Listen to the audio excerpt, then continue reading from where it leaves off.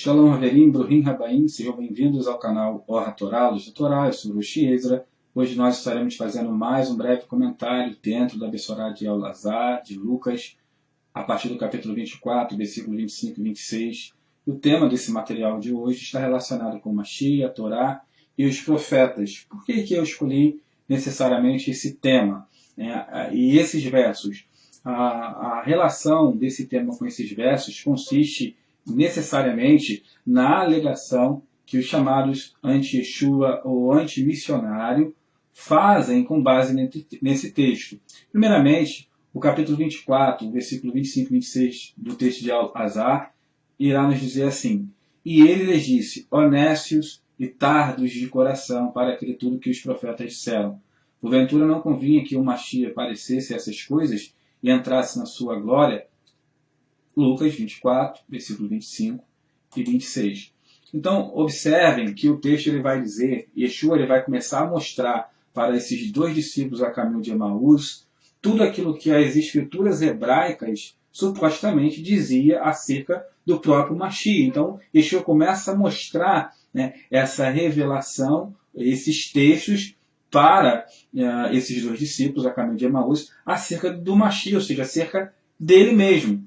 Isso é interessante, por quê? Primeiro, a gente percebe logo no texto, isso é uma percepção que a gente tem logo de cara, que essa concepção acerca de Mashiach dentro da literatura hebraica, ela não era algo que era totalmente perceptível, pois se fosse, não haveria necessidade do próprio Yeshua estar mostrando e explicando como o texto vai enfatizar que Yeshua fez. Ou seja, percebe-se que a ideia, o conceito de Mashiach, desse homem que viria, que morreria pelos pecados do povo e depois ele ia entrar na sua glória, não era algo que estava totalmente nítido dentro da literatura hebraica. Então Yeshua ele começa então a mostrar isso para esses dois discípulos de Emaús. E os antimissionários eles vão alegar o seguinte, que esse texto aqui, assim como todo o Evangelho, são textos que foram deturpados, porque eles não vão atribuir judaicidade aos escritos Netzarim, aos escritos nazarenos, justamente porque eles vão alegar o seguinte: não há nenhuma referência dentro da literatura hebraica que realmente corrobore para o fato de que surgiria um Mashiach e que esse Mashiach deveria morrer pelos pecados da nação. Então, assim, eles vão alegar que não há uma referência evidente acerca disso, que não há nenhum link com a literatura hebraica sobre isso, e que o Novo Testamento, então, ele cria essa informação para atestar o Messias de Yeshua. Pois bem, será que essa questão realmente é uma questão que pode ser encontrada somente no Novo Testamento? Será que essa informação contida no versículo 25 e 26 do capítulo 24 é uma literatura que é um texto que não tem nenhum amparo legal, ou seja, não tem uma referência dentro dos textos que tratam acerca de Mashiach na literatura rabínica? É exatamente sobre isso que nós veremos agora. Primeira coisa, eu não vou focar em algumas referências, eu vou falar algumas coisas, mas nos vídeos posteriores que nós iremos gravar, eu irei dar mais detalhes dessas informações. Então, nós iremos gravar alguns vídeos falando especificamente dessa questão, não só para testar o Messias de Yeshua, mas também para impugnar aqueles que contrapõem essa ideia. E eu quero já recomendar aqui de cara dois trabalhos, que é o trabalho do Rosh Raziel, o Rav Raziel, da comunidade Beit Or Haolam. Eu vou deixar o contato aqui na descrição desse vídeo para aqueles que querem estudar filosofia judaica com o Rav Raziel. E também recomendar o trabalho do Moré Felipe Israel Ben Yosef, conhecido como Luiz Felipe Cavalcante, do grupo de estudos Yeshua Estudos Aprofundados. Você encontra esse grupo na internet, no Facebook. E a página do Rav Raziel é a página Beit Or Haolam. Se você pesquisar na internet, irá também terá uma aproximação maior com a comunidade localizada em São Paulo. São dois trabalhos excelentes que eu recomendo porque eu conheço a seriedade dos trabalhos desenvolvidos por ambos. A filosofia judaica é um trabalho muito aprofundado do Rosh Raziel. Então, pois bem, a primeira coisa nós devemos saber que quando a gente se fala assim, o Machia ele está revelado na literatura hebraica, como é que é essa revelação? Porque eu já li e não encontrei. Né? Então, assim, existe mais de uma forma, que nós devemos saber que existe mais de uma forma de leitura do texto hebraico.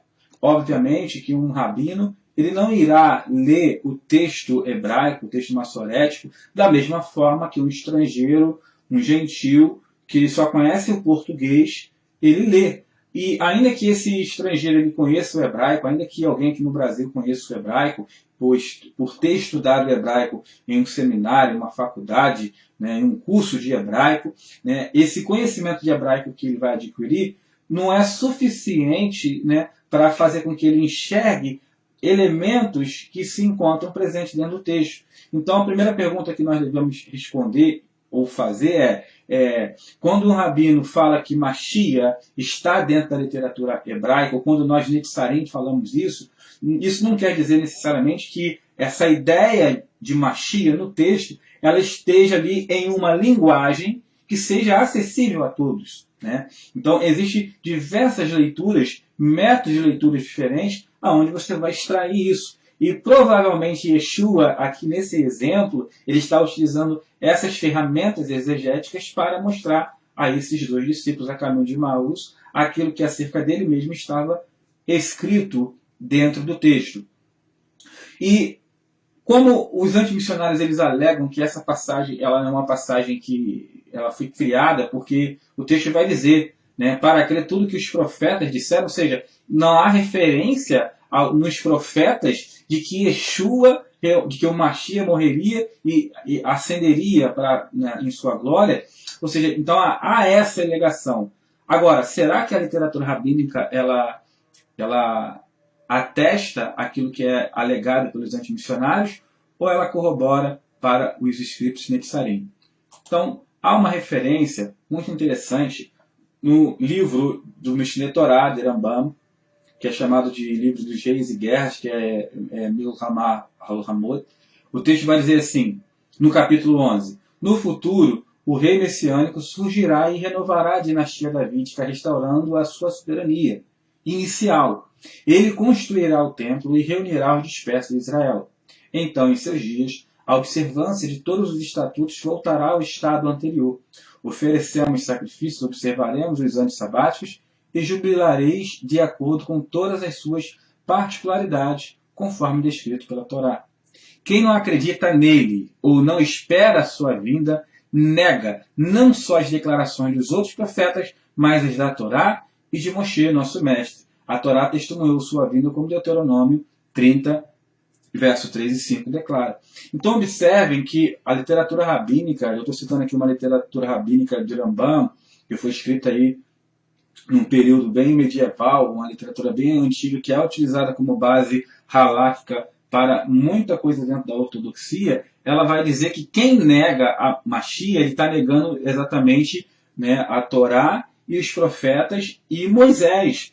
Por quê? Qual é a lógica por trás desse texto?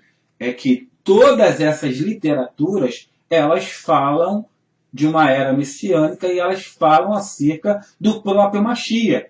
Ah, mas Ezra, eu nunca vi o texto falar o Machia vai subir, o Machia vai vir, vai morrer. Pois bem, quando o texto fala que a Torá, né, os profetas e Moshe falava do Machia, não é que o texto esteja falando dentro de uma linguagem que você entenda. Você, de repente, não consegue encontrar, porque o método de leitura que você utiliza não é o mesmo método de leitura que é utilizado dentro da literatura rabínica, onde os rabinos vão encontrar, né, vão enxergar nas letras, números, códigos, uma vez que o hebraico ele nos oferece uma possibilidade exegética praticamente limitada. Então você consegue extrair vários conceitos. Então, nesse segundo material acerca de Machia, eu só queria mostrar que a literatura rabínica ela atesta exatamente aquilo que está escrito em Matitiyahu, em Elazar, Lucas 24, 26, 25 e 26. Ou seja, quando o texto fala que Yeshua mostrou acerca de Machia, ou seja, acerca dele mesmo, em toda a literatura hebraica, né, isso é totalmente fundamentado com base na própria tradição. que mostra que se você negar o Mashiach, você está negando os escritos de Moisés, da Torá e dos profetas. Ou seja, essas escrituras falam sim acerca de Mashiach. Eu espero que esse material, por mais simples que ele seja, ele sirva para ter elucidado esse conceito, para atestar o capítulo 24, verso 25 e 26 de Elazar, de Lucas, e você possa utilizar esse material todas as vezes que você vê um anti-missionário, um anti-Yeshua, dizendo que a literatura hebraica não fala acerca de um Mashiach, você mostra esse conteúdo para ele. Nós ainda gravaremos outros materiais, como eu falei, nos próximos materiais nós iremos usar mais fontes judaicas e iremos trabalhar principalmente conceitos voltados para a exegese judaica, o modo paz. Então, não deixa de curtir o material, de compartilhá-lo nos seus grupos de WhatsApp, Facebook, né? E também se inscrever em nosso canal. Como eu fiz no material anterior, eu estarei deixando na descrição desse vídeo o link para a aquisição do livro Judaísmo e Torá e Escatologia e Torá, publicado por nós na editora Fonte Editorial este ano. E eu acredito que esse material vai ajudar muito na sua caminhada, nos seus estudos acerca dos escritos nazarenos dentro de uma perspectiva judaica. Um forte abraço para todos vocês, shalom, shalom, e até o próximo material.